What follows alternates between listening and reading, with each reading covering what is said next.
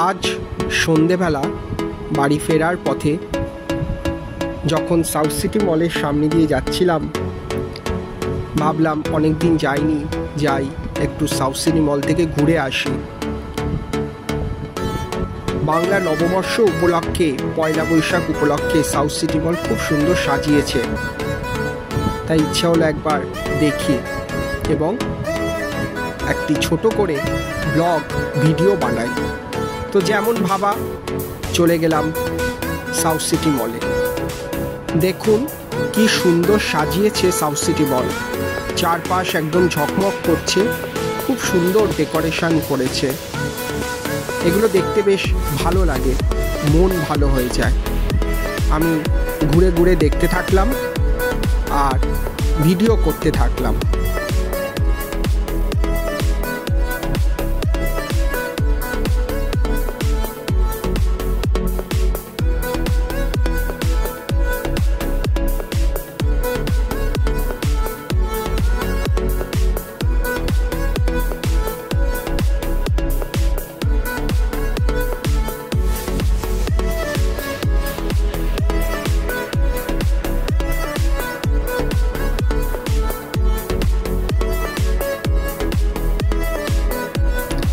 South city মলে কিন্তু সারা বছরই বিভিন্ন অকেশন উপলক্ষেই সুন্দর ডেকোরেশন করে, সুন্দর করে সাজায়। তা সে দুর্গাপুজোই হোক, দিওয়ালিই হোক, ক্রিসমাস হোক বা বাঙালির নববর্ষ হোক।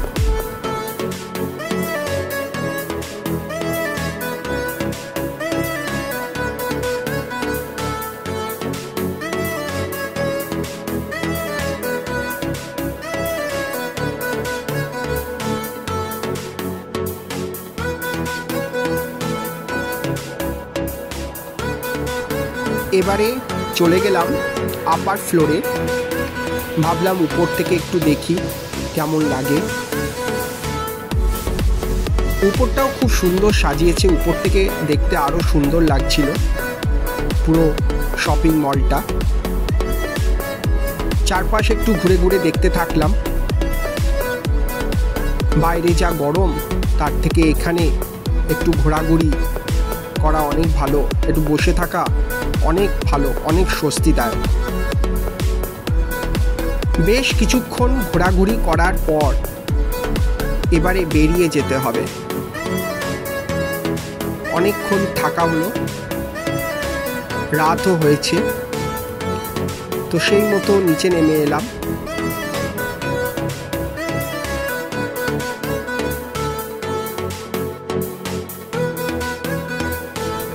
বেরিয়ে যাব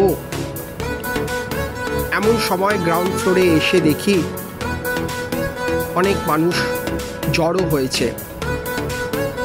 একটি কসমেটিক প্রোডাক্টের প্রমোশনের জন্য এখানে একটি অনুষ্ঠানের আয়োজন করা হয়েছে। সেই উপলক্ষে একজন নামকরা নায়িকা বা অভিনেত্রী আসবেন। আমি প্রোডাক্টের নাম নিতে পারবো না, কারণ তাহলে কপিরাইট ক্লেম চলে আসতে পারে। তবে যে অভিনেত্রী বা নায়িকা আসবেন তার নাম মিমি চক্রবর্তী। আমিও বেশ কিছুক্ষণ দাঁড়িয়ে থাকলাম এবং দেখলাম অনুষ্ঠানটা। এরপরে বেরিয়ে যাওয়ার সময় মূল গেটের সামনে দেখলাম খুব সুন্দর করে সাজিয়েছে, তাই একটু দাঁড়িয়ে পড়লাম। ভাবলাম এখানে একটুখানি ছোট করে ভিডিও করে নিলে মন্দ হয় না। সেই মতোই চলতে থাকলো ব্লগিংয়ের কাজ। দেখুন কি সুন্দর সাজিয়েছে, আইফেল টাওয়ার তৈরি করেছে।